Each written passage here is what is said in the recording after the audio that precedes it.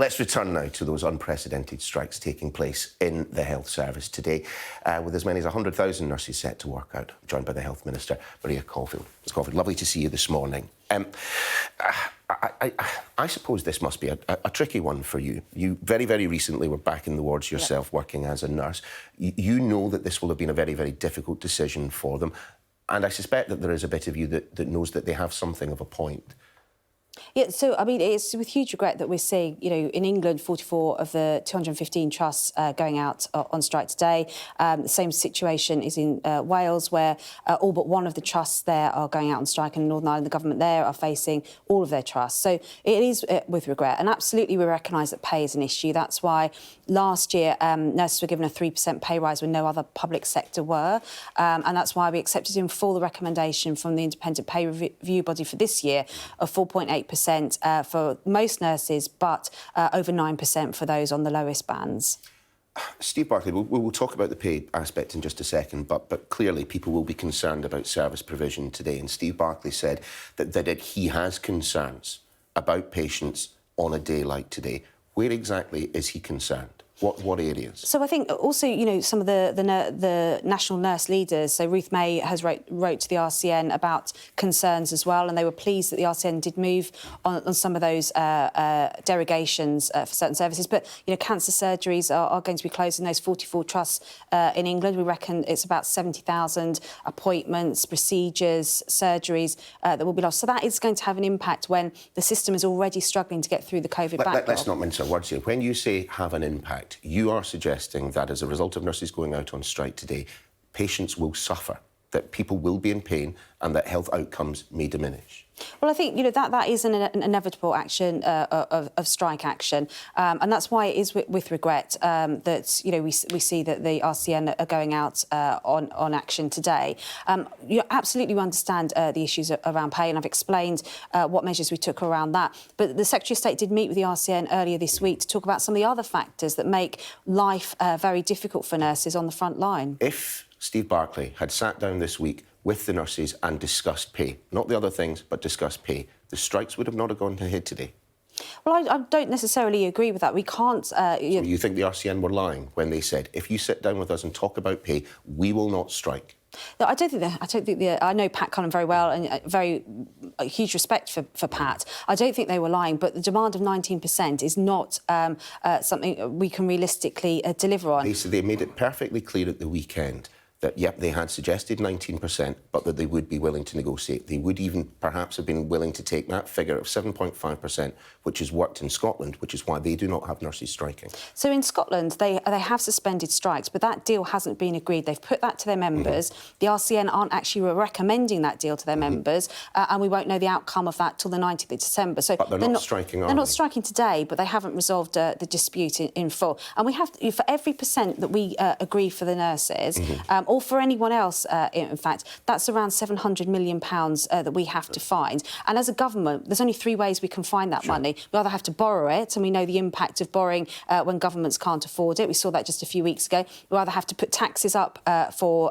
patients and or residents. Or not waste £30 billion on useless PPE. I mean, the thing I don't think many people understand here is why this government is absolutely rigid in its claim that it has to stick to the recommendations of the independent pay review body. I mean, you don't. They're recommendations. You've ignored it in various other industries. I mean, the Police Federation pulled out of their independent remuneration review body back in 2021 because for years the government had ignored the recommendations of that body. On that occasion, it was politically expedient to ignore it.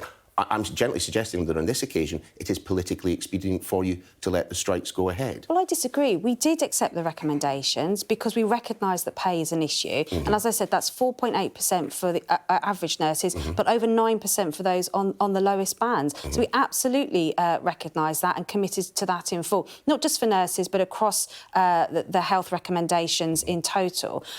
Yes, we could, you know, they're not legally binding. We could override that. You had a pay freeze across the entire civil service. service for a very long time. That was completely circumventing this independent peer review body process. Which exactly makes my point that, we could have ignored the pay review body's recommendations and gone for a much lower pay rise. We didn't. Or higher. We could go higher, but as I've said, we've got to find that money from somewhere. This isn't government money, this is taxpayers' money. And the three options open to us if we were to have to fund a higher pay rise is either to borrow the money, tax people more, or take that money from frontline services. Or listen to the former Conservative Party chairman, Jake Berry, who says the government is going to have to improve its offer. I can tell you, Mr Berry said, that the government offer is too low. I mean, the pay review body recommendation came back in the summer when inflation was lower. You knew inflation was on the rise. If you'd actually negotiated back then, you could have probably gotten away with 7.5%. Well, the pay review body also negotiate with the unions. The unions are involved in that process, and at that time they did not raise concerns. As you say, it was no secret that inflation was on the rise, and they accepted that at that time. The process for April is starting already, and the unions will be involved in that process in terms of making their position clear about what they would like to see in next year's pay rises. So just to be absolutely clear, from now until January, when we are expecting now more strikes by the Royal College of Nursing, the government point-blank refuses to sit in a room with the head of the RCN and discuss pay. Not necessarily have an offer, but discuss pay.